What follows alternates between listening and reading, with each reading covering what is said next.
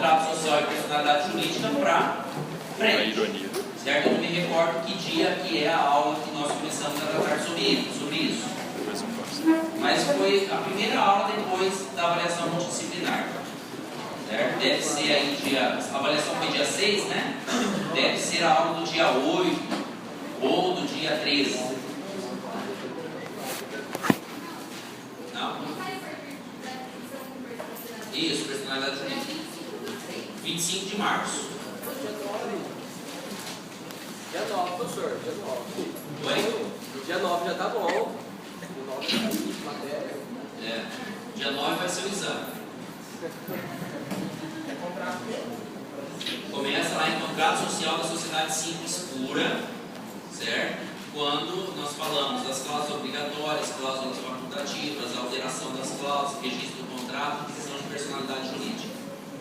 Ok? Então vamos lá. Só recordando, antes de nós falarmos especificamente sobre esses tópicos, o nosso desenvolvimento do conteúdo veio, nós vínhamos tratando da sociedade simples pura, ou seja, aquela sociedade que vai desenvolver uma atividade científica, intelectual ou artística, mas que não tem responsabilidade limitada ao capital social dos sócios. Certo? Então, sociedade simples pura é onde nós começamos aí no dia 25 de março falando do contrato social. Depois disso, nós falamos da sociedade limitada. E na sociedade limitada nós podemos ter a sociedade simples de responsabilidade limitada, ou seja, uma atividade científica, intelectual ou artística com responsabilidade limitada dos sócios, ou uma sociedade empresária, aquela sociedade que vai organizar os fatores de produção, mas que também tem responsabilidade limitada dos sócios. Nós não temos no nosso modelo de ordenamento jurídico, dentro das sociedades que nós já estudamos, certo? Nós até temos em outros tipos de sociedade, nós não temos nas sociedades que nós estudamos uma sociedade que vai organizar fatores de produção, certo? Mas que possa ser de responsabilidade ilimitada. Dentro do que nós estudamos, sociedade empresária é de responsabilidade limitada. Nós vamos ver depois que existe sociedade que organiza fatores de produção cuja responsabilidade é ilimitada, mas isso nós não estudamos ainda. Então, nosso parâmetro para avaliação é sociedade simples pura, aquela sociedade que desenvolve uma atividade científica, intelectual ou artística e que é intuito personae, certo? Permite a participação de sócios de serviços e a responsabilidade dos sócios é ilimitada. Sociedade simples limitada, que nós pegamos tudo o que nós vimos da sociedade simples e aplicamos a limitação da responsabilidade dos sócios, e aí deliberação social, nomeação de administrador, passa a ser tudo que está dentro de sociedade limitada, do artigo 1002 para frente, 1052 para frente, e sociedade empresária de responsabilidade limitada, certo? Que é regida subjetivamente pelas normas da sociedade simples ou da sociedade anônima, mas cuja responsabilidade dos sócios é limitada ao valor do capital social. Ok? Então, nós estamos trabalhando dentro desses três modelos societários. Desses três modelos: sociedade simples pura, simples limitada e empresária limitada. Ok? Quando nós falamos lá do contrato social, o contrato social de qualquer sociedade, qualquer uma delas, ele é, entre aspas, a certidão de nascimento da pessoa jurídica. Por que a certidão de nascimento da pessoa jurídica? Porque é com o registro do contrato que a sociedade adquire personalidade jurídica. Ok? Suponhamos o seguinte, que algum sócio, que a sociedade realize um ato, contrate um empréstimo, faça uma venda, preste um serviço antes do contrato estar registrado. Quem é que está assumindo direitos e obrigações? Os sócios, e não a sociedade. Porque se a sociedade não tem personalidade jurídica, significa o quê? Que ela não pode exercer direitos e obrigações, certo? Somente a condição de personalidade jurídica é que vai possibilitar à sociedade o exercício de direitos e obrigações. Então, lá no comecinho, vamos fazer o contrato social. Da sociedade simples e das sociedades limitadas, quando eu falo sociedade simples, eu estou falando da sociedade simples pura. Nós temos a regra do 997 que estabelece as cláusulas obrigatórias do contrato, certo? Aquelas cláusulas que precisam constar no contrato social. Vocês não precisam decorar os 8 incisos do 997, certo? Eu não quero isso de vocês, não quero que vocês decorem o que tem lá. Por quê? Quando vocês forem solucionar problemas, vocês estarão com o código com a legislação na mão. Isso não vai acontecer na prova, por quê? Por que não acontece isso na avaliação? Por quê? Não, porque senão vocês vão colocar cola no meio do código. Né? Ou não? Não. Confia em nós. Hã? Confia em nós. Eu confio. Eu confio em vocês assim como confio em outras pessoas. Desconfiando. Então, quando vai elaborar o contrato das sociedades, em geral, de qualquer tipo de sociedade, eu tenho que observar o 997. Lá tem as cláusulas que devem constar em todo e qualquer contrato. Além daquelas cláusulas, eu tenho a possibilidade de inserir outras cláusulas no contrato. E aí prevalece aquilo que vocês estão estudando com o Milton, certo? A vontade de contratar, a liberdade de contratar, você pode estabelecer um pacto, porque na verdade o contrato de sociedade é um contrato entre os sócios, e os sócios podem regulamentar como é que eles querem que seja regida a relação societária, certo? Eles têm liberdade para isso, observado o parâmetro da legalidade, certo? Então, o pacta sunt servanda, que eu acredito que vocês já, que o Milton já falou para vocês, prevalece também nos contratos societários, certo? Eu estabeleço o que eu quero para ser cumprido, desde que esteja pautado na lei, não posso ir contra a lei. As cláusulas obrigatórias, nós temos uma diferença delas em relação à sociedade simples pura e às sociedades limitadas. Na sociedade simples pura, quando eu estabeleço no contrato as cláusulas obrigatórias, quando eu quero promover uma alteração, qual é o quórum que eu preciso para essa alteração? Repetindo.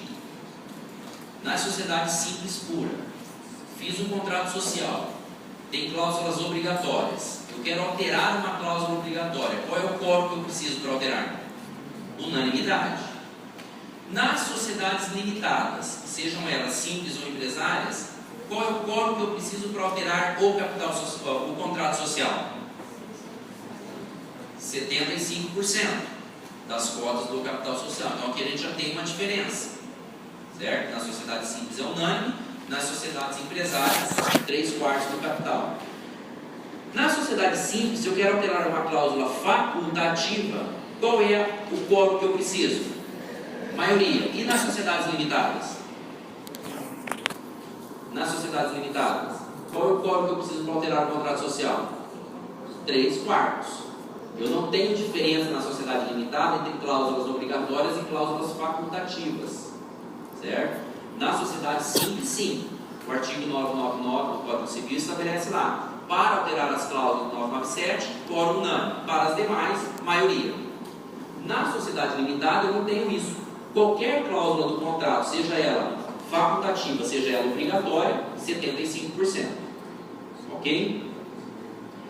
Fez o contrato social, todos os sócios assinam o contrato social, se comprometem no cumprimento daquelas cláusulas por conta do pacta sunt servanda, registra o contrato. A partir do registro do contrato, eu tenho personalidade jurídica. A sociedade passa a ter a condição de assumir direitos e obrigações. Eu quero depois fazer a alteração. Na sociedade simples, unânime para as cláusulas do 997, maioria para as demais cláusulas. Nas sociedades limitadas, tanto faz cláusulas obrigatórias ou cláusulas facultativas, sempre o quórum de 3/4, sempre o quórum de 75%. Depois disso, nós falamos, deixa eu pegar aqui, pode se resolver. O que é resolver a sociedade em relação a um ou alguns sócios? O que significa resolução? Desfazer o contrato, desfazer o vínculo obrigacional em relação a um ou a alguns sócios. Em quais hipóteses isso vai acontecer? cessão de cotas, retirada ou morte, certo? Na cessão de cotas nós temos uma diferença na sociedade simples, pura, e nas sociedades limitadas. Quando um sócio de uma sociedade simples pura, uma sociedade intuito persona, deseja ceder, vender, transferir, doar, fazer qualquer coisa com as suas cotas no capital social, ele só poderá fazer isso se todos os demais sócios concordarem. Por quê? Porque é uma sociedade de pessoas. Então eu não posso colocar outra pessoa lá sem a concordância dos demais sócios. Já quando nós falamos da sociedade limitada, nós temos que estabelecer uma diferença aqui.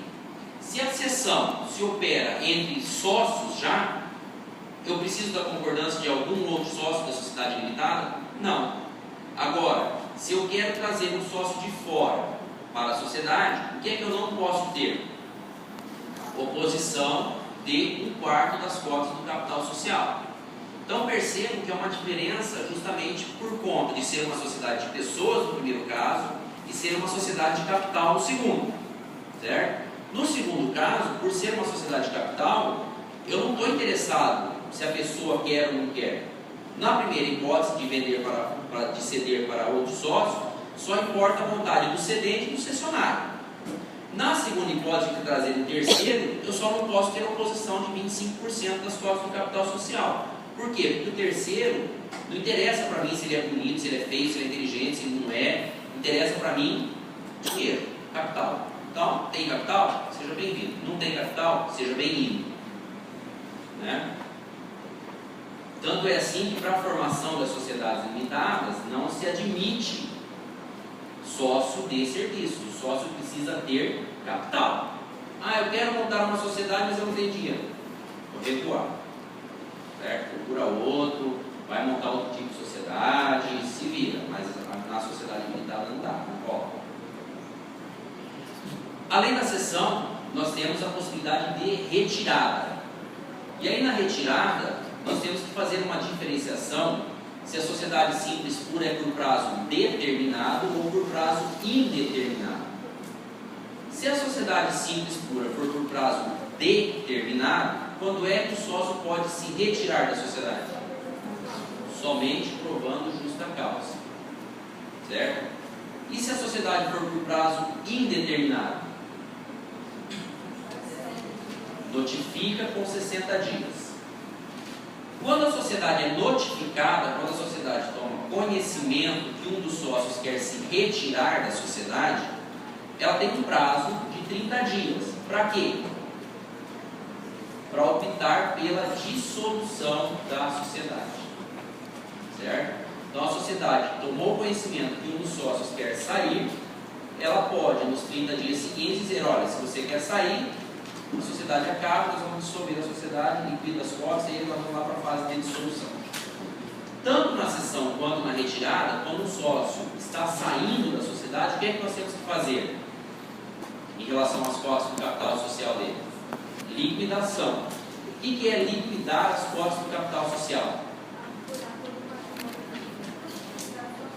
Apurar o patrimônio líquido da sociedade e entregar para o sócio que está saindo a sua participação. O que é o patrimônio líquido da sociedade? Quanto ela tem de bens, quanto ela tem de direitos, menos as obrigações que ela possui. Apuro isso, pago para o sócio, pago as cotas dele e ele pode sair. Qual é a diferença em termos de formação de vontade da retirada e da cessão?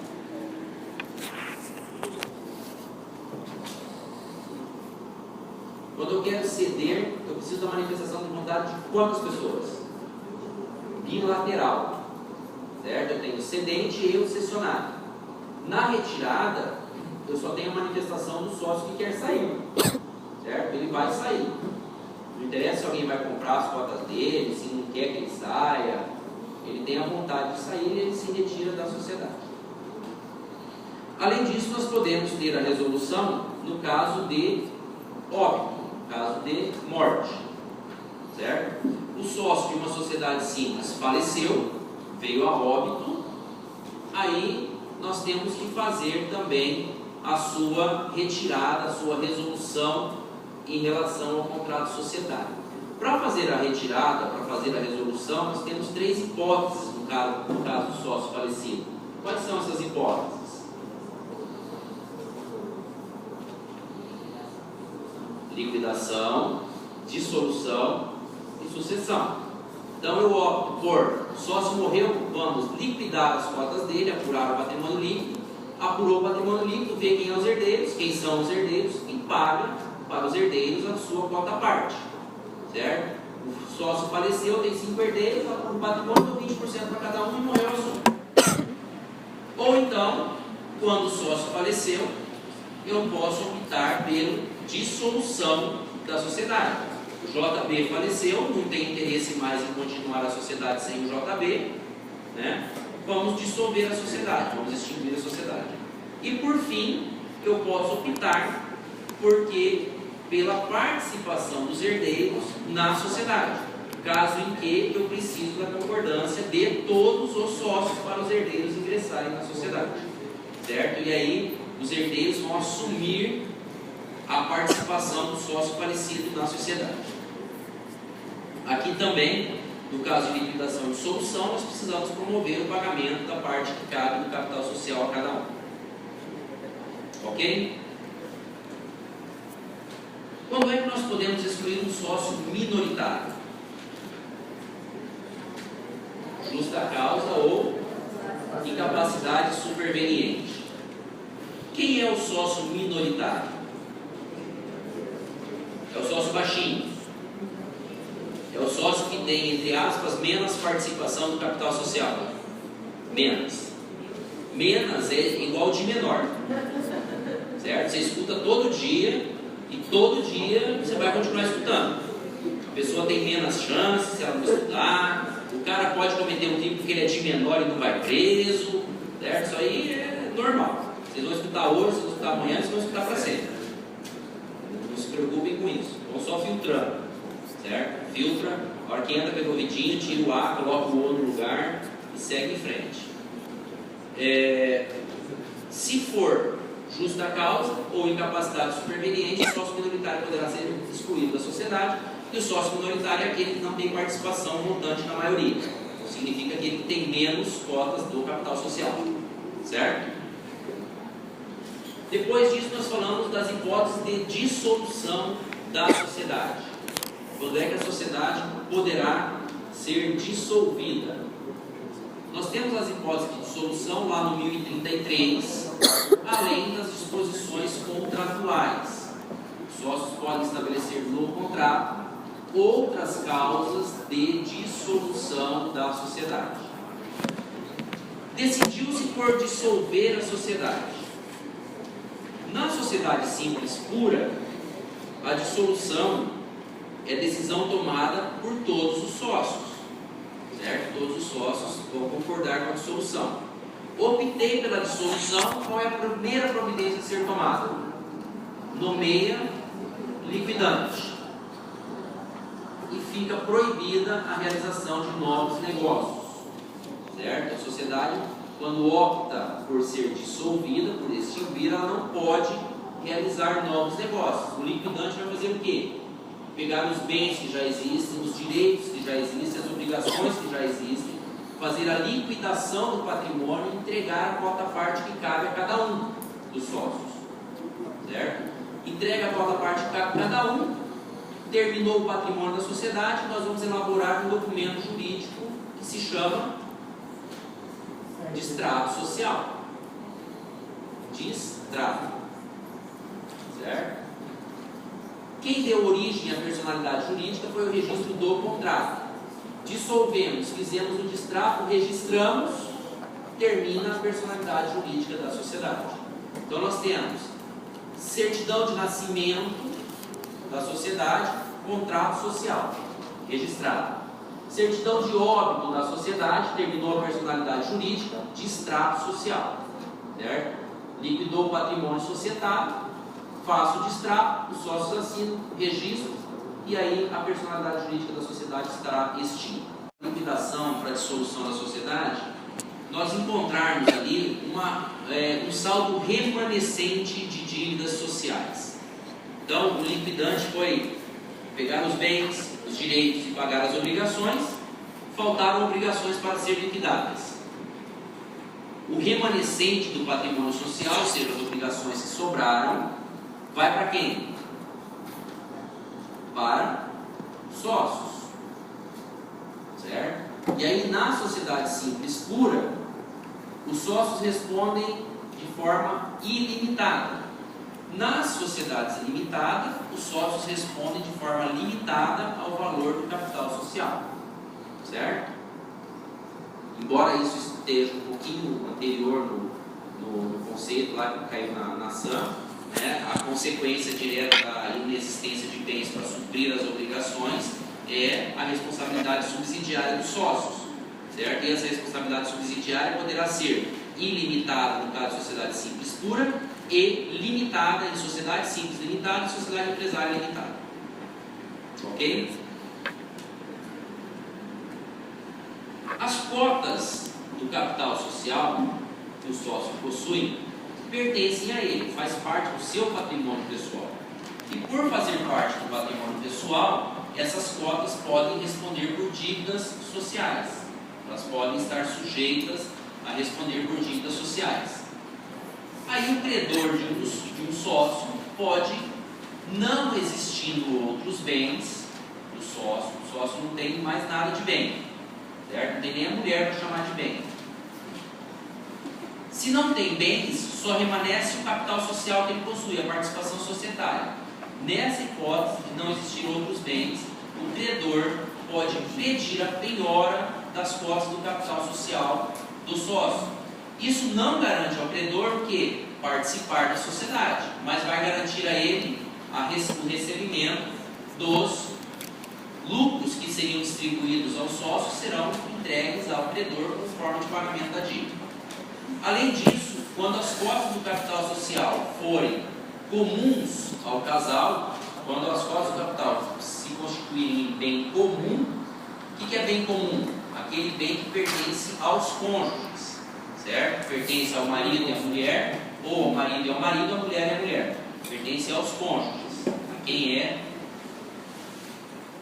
não dá para falar casado mais, a quem estabeleceu uma união conjugal com comunhão de bens, comunhão total, comunhão parcial ou separação de bens. Se o bem for comum, se as cotas do capital social, se a cota do capital social for comum, no caso de separação judicial, eu tenho que entregar a parte que cabe ao cônjuge. Então, se eu tinha 10% da sociedade, era bem comum, estou separando, 5% é de um, 5% é de outro. Só que esse 5% que eu entrego para um não garante a ele também participar da sociedade. Vai garantir a ele receber os lucros que caberiam ao sócio que está se separando. Vai ser pago 5% do sócio e 5% do cônjuge, certo? E a mesma coisa acontece em relação aos herdeiros. Os herdeiros de sócio falecido não têm a prerrogativa de ingressar na sociedade. Eles só vão ingressar na sociedade com a concordância de todos os outros sócios. Num primeiro momento, o que é que eles têm direito? De receber os lucros que caberiam ao sócio falecido e, no caso de liquidação das cotas, de receber a parte que caberia a eles, ao sócio falecido, é distribuída para os herdeiros em partes iguais, por serem de pessoa na sociedade.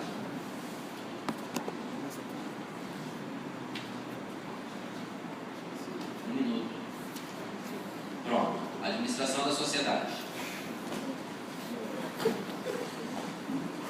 Quem é que pode administrar a sociedade? Qualquer pessoa pode? A pessoa precisa ter capacidade civil e não ter impedimentos legais. Precisa participar da sociedade? Não, pode ser qualquer pessoa, mesmo alheia ao quadro social, desde que tenha capacidade e não tenha impedimentos legais. O administrador da sociedade, ele vai agir como um mandatário, como um procurador, entre aspas, da sociedade. Ele estará representando a sociedade, certo? Exercendo a personalidade jurídica da sociedade. Quando ele exerce a personalidade jurídica, quem assume direitos e obrigações não é ele, é a sociedade. Como é que nós podemos fazer a nomeação deste administrador? Nós podemos nomear o administrador no contrato social ou em ato separado. Na sociedade simples pura, agora vamos fazer a diferença. Na sociedade simples pura, para nomear no contrato, quem é que tem que concordar? Sociedade simples pura, vou nomear administrador no contrato. Quem precisa concordar? Todos. Por quê? Estou mexendo no contrato. Vou nomear em ato separado. Maioria. Nas sociedades limitadas, nós temos uma diferenciação quando o capital está integralizado e quando ele não está integralizado. Quando o capital não estiver totalmente integralizado, eu vou nomear administrador não sócio da sociedade limitada. Qual é o quórum? Unanimidade. Administrador sócio da sociedade limitada. Maioria. Administrador não sócio com capital social totalmente integralizado. 2/3 das cotas do capital social. Certo? Nomeado administrador, ele passa a exercer direitos e obrigações em nome da sociedade, mas ele tem limites. Ele tem, primeiro, os limites genéricos, a boa-fé, o exercício da administração como se ele estivesse administrando o próprio negócio. Portanto, ele tem a responsabilidade de administrar com zelo, com dedicação, com cuidado, com diligência, para procurar sempre a busca de melhores resultados com menor custo, eficiência. Que eu consigo fazer de melhor para a sociedade, gastando menos, despendendo menos esforços físicos e financeiros. Certo? Esse é o princípio da eficiência. Mas além desses princípios gerais, o administrador tem duas limitações legais que ele não pode fazer. Quais são? O administrador, mesmo que não contenha nenhuma restrição, ele não pode onerar bens imóveis e alienar bens imóveis. Nessas duas hipóteses, legalmente o administrador tem restrição de representar a sociedade. Mas além dessas duas restrições legais, nós podemos ter restrições contratuais. Eu posso restringir a administração no tempo, eu posso restringir a administração quanto à extensão dos seus poderes, e eu posso restringir a administração quanto ao exercício desses poderes. Então eu posso fixar no ato de nomeação por quanto tempo ele terá aquele mandato. Certo? Eu identifico lá, faço uma restrição temporal, uma restrição, um limite de tempo. Eu posso limitar a extensão dos poderes. Eu posso dizer o que ele pode e o que ele não pode fazer. Para fazer essas limitações, precisa estar expresso no contrato. Além disso, eu posso limitar quanto ao exercício. Se ele vai exercer sozinho a administração ou se ele vai exercer essa administração em conjunto com outros administradores. Se eu tiver no contrato social nomeado lá 3 administradores e não tem falando nada de limite quanto à forma de exercer, o que é que eu presumo? Que cada um pode exercer individualmente. Todos eles têm poderes para individualmente exercer a personalidade jurídica da sociedade. Certo? Se não houver limitação contratual, a administração pode ser feita por qualquer um deles. Se eu quiser restringir, olha, só o administrador A só pode praticar os atos administrativos junto com o B. Então, só a assinatura do A não adianta, tem que ter a assinatura do A e do B. Certo? Essas limitações, como eu falei, precisam estar expressas no contrato, e por estarem expressas, elas vão surtir um efeito perante terceiros. Via de regra, a sociedade responde por todos os atos praticados pelo administrador, exceto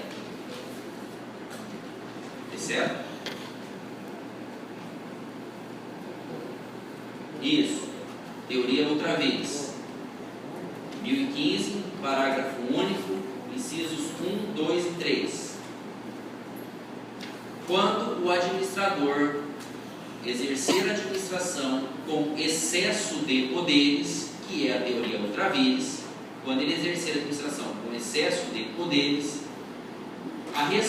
o seu patrimônio pessoal, nas hipóteses do inciso 1, 2 e 3, o seu patrimônio pessoal passa a ser solidariamente responsável com o patrimônio societário para o cumprimento dos prejuízos que forem causados para terceiros e para a sociedade. E que o patrimônio da sociedade está fora da responsabilidade, ela não vai responder mais, mas significa que é solidário.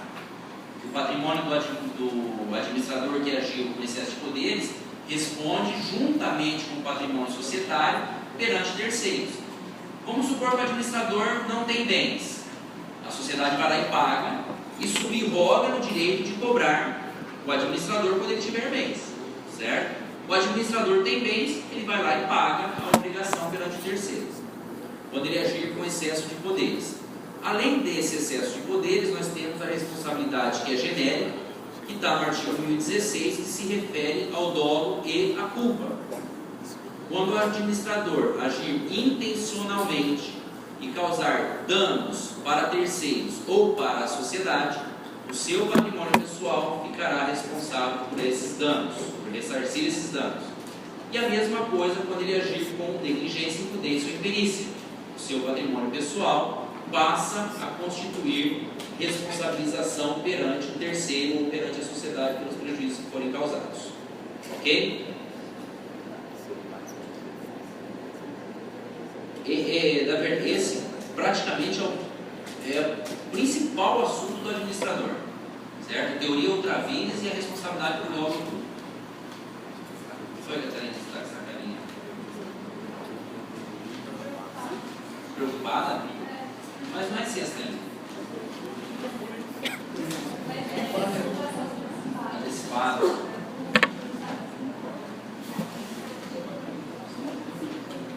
Vou falar um negócio para vocês.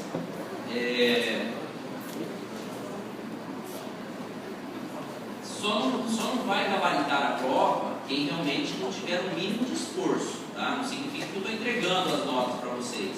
Significa que tudo que nós falamos na aula vai estar na avaliação, certo? O que precisa? Um pouquinho de dedicação de vocês só, porque as questões que eu elaborei não são questões assim difíceis, certo? Eu não tem nenhuma questão lá para vocês fazerem contas, para você decorar, não tem nada disso.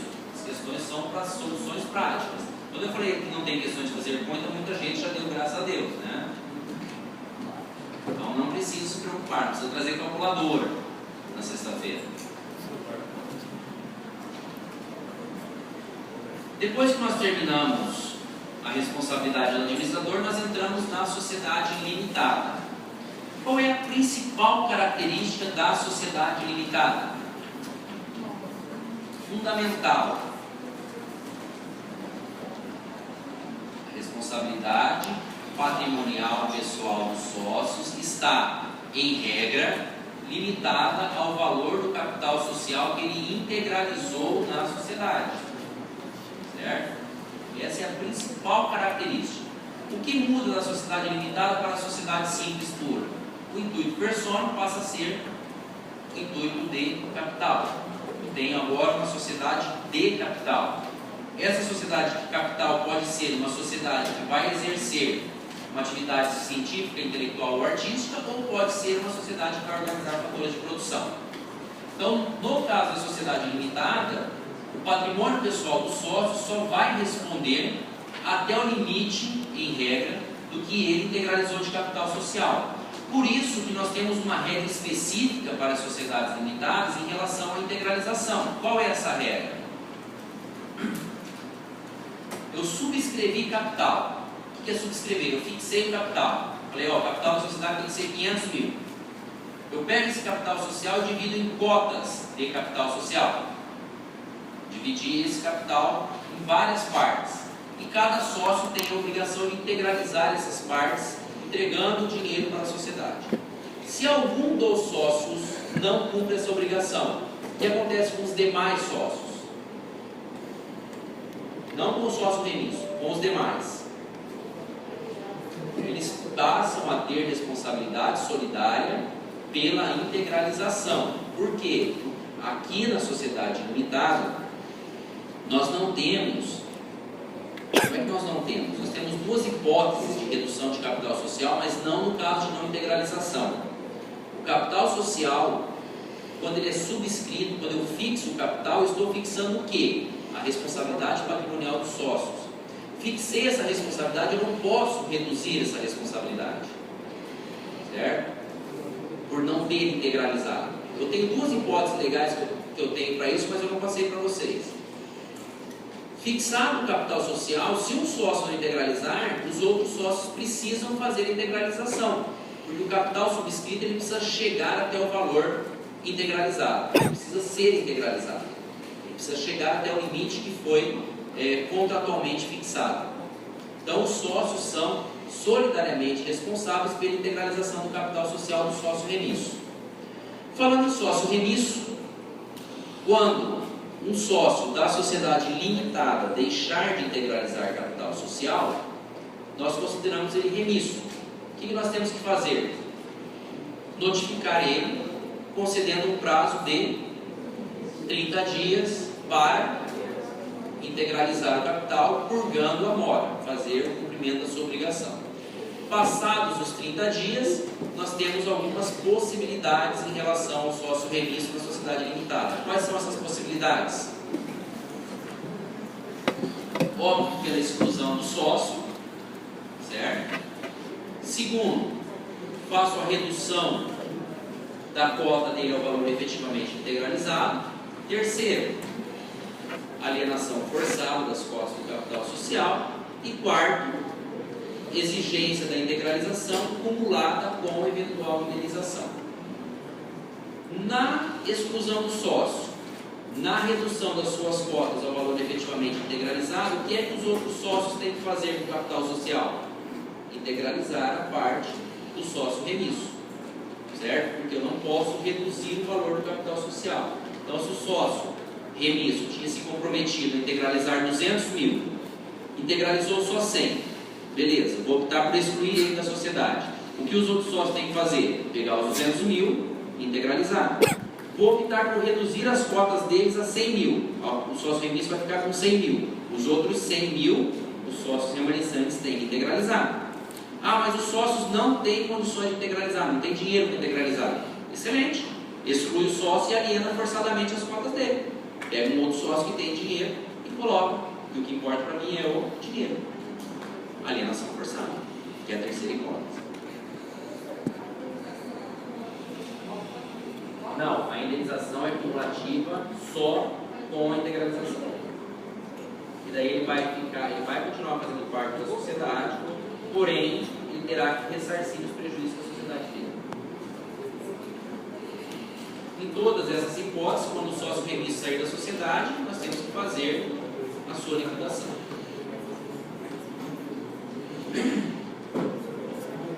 Da cessão de cotas, nós já falamos da sociedade limitada, né? A cessão de cotas da sociedade limitada, quando for feita entre sócios, não será concordante de ninguém, se for para terceiros, 25%. E aí, depois disso, nós falamos da administração das sociedades limitadas. Tudo que nós falamos da teoria geral da administração, da sociedade simples pura, boa-fé, eficiência administrativa, administrar conforme se estivesse administrando seu próprio negócio, sócio, o administrador pode ser sócio ou não sócio, nomeado em contrato ou fora dele, tem que ter capacidade civil e não tem impedimento. Tudo aquilo continua valendo aqui na sociedade limitada. A única diferença que nós temos na nomeação é quando o capital social não está totalmente integralizado ou quando ele está totalmente integralizado, certo? Só essa a diferença. Uma diferença também aqui é em relação à investidura. Na administração das sociedades limitadas, eu escolho o administrador e ele se investe no cargo, quando ele foi escolhido separado, pela assinatura do termo de compromisso. Depois desse termo de compromisso, essa ata é registrada no cartório e ele assume isso publicamente, a condição de administrador dessa sociedade. Tanto aqui quanto lá na sociedade simples pura, o administrador ou os administradores têm como obrigação realizar a prestação de contas periódicas da sociedade. Periódicas de pelo menos quanto tempo? pelo menos uma vez por ano, até o dia 30 de abril, prestar contas da administração societária. Para prestar contas, o administrador se utiliza do inventário, balanço patrimonial e demonstração de resultados do exercício. Para a reunião ou para a assembleia, para fazer a deliberação da prestação de contas, nós temos um procedimento especial. O administrador deverá franquear 30 dias antes da assembleia ou da reunião, ele deverá deixar à disposição dos demais sócios os documentos e papéis da sociedade para que sejam analisados, certo? O que é o Conselho Fiscal? O que é o Conselho Fiscal? É um órgão facultativo da sociedade que tem uma dupla função. Qual é a função do Conselho? A função de auxiliar a administração e a função fiscalizatória, a função de fiscalizar os atos da administração. Certo? Ele tem essa dupla atribuição. Para que a sociedade institua o Conselho Fiscal, para que a sociedade crie o Conselho Fiscal, é necessário haver expressa previsão contratual. E nessa previsão contratual será designado o número de membros do Conselho, sendo que nós temos que ter um mínimo de 3 efetivos e 3 suplentes. É o contrato social também que vai fixar o mandato dos conselheiros e a remuneração pelos serviços prestados para a sociedade. Então, tudo isso é feito dentro do contrato social. Existindo a previsão do Conselho Fiscal, nós temos que fazer uma reunião, uma assembleia, para escolher quem serão os seus membros. Quem é que não pode ser escolhido conselheiro? Os que têm impedimentos legais, os que participam de outro órgão da sociedade, portanto o administrador, por exemplo, não pode, e os empregados da sociedade, certo? Fora isso, qualquer outra pessoa, ainda que não sócio, pode ser conselheiro, pode exercer a função de conselheiro fiscal. Fez a reunião, escolheu os membros do conselho. Os membros têm qual o prazo para assumir, para aceitar o encargo de conselheiro? Para assinar o termo de posse como conselheiro? 30 dias. Assinou o termo de posse, registra o ato de nomeação e aí eles passam a exercer a função de conselheiro, de aconselhar e de fiscalizar. Essas funções de aconselhar e de fiscalizar estão expressamente previstas no artigo 1069, o qual vocês também não precisam decorar. Vocês não precisam saber de cor quais são as funções do Conselho Fiscal. Qual é a principal atribuição do Conselho Fiscal em termos fiscalizatórios? Verificar, ao menos de 3 em 3 meses, as contas da sociedade, certo? Verificar a carteira de clientes, verificar o caixa, verificar o balanço patrimonial, verificar a demonstração de resultados.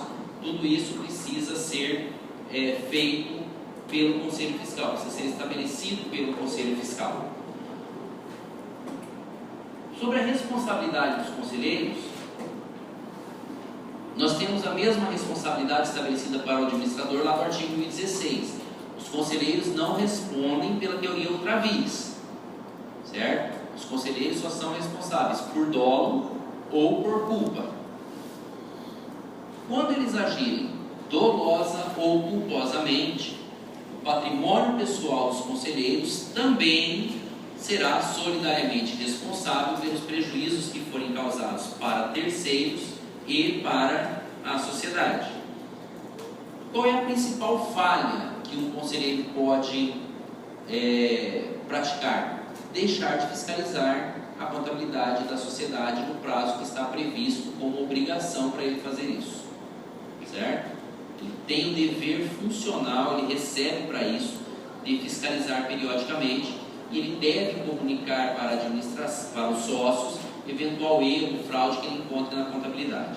Se ele não agir dessa forma, ele ficará também solidariamente responsável pelos prejuízos que forem causados para terceiros e para a sociedade. Ele passa a responder o patrimônio pessoal dele passa a responder solidariamente com o patrimônio da sociedade para a indenização para o ressarcimento de atos causados dolosa ou culposamente. Por fim, nós falamos da deliberação social, ou das deliberações sociais. E aí nós vimos lá que a deliberação pode se dar em reunião ou em assembleia, sendo obrigatória a assembleia para as sociedades que tenham quantos sócios no mínimo? 11 sócios. Certo? Sociedades com até 10 sócios eu posso fazer reunião ou assembleia. Sociedade com 11 sócios ou mais, somente assembleia. Para fazer a convocação para deliberar sobre determinado assunto, nós temos 3 pessoas que podem fazer isso: o administrador, o conselho e os sócios. O administrador, obrigatoriamente, pelo menos uma vez por ano para prestar contas, e facultativamente para decidir qualquer outro assunto. O conselho fiscal, obrigatoriamente, até 30 dias após o prazo do administrador prestar contas, e obrigatoriamente quando houver algum erro, falha, fraude que ele tenha encontrado nas demonstrações contábeis para serem encaminhados para os sócios, e facultativamente para outros assuntos. Os sócios podem convocar a reunião ou assembleia quando tiver representatividade de quantos por cento? 20% das cotas do capital social. Qual é o procedimento? O sócio solicita para o administrador convocar, o administrador tem 8 dias para convocar, se o administrador não convocar, aí o sócio faz a convocação direta.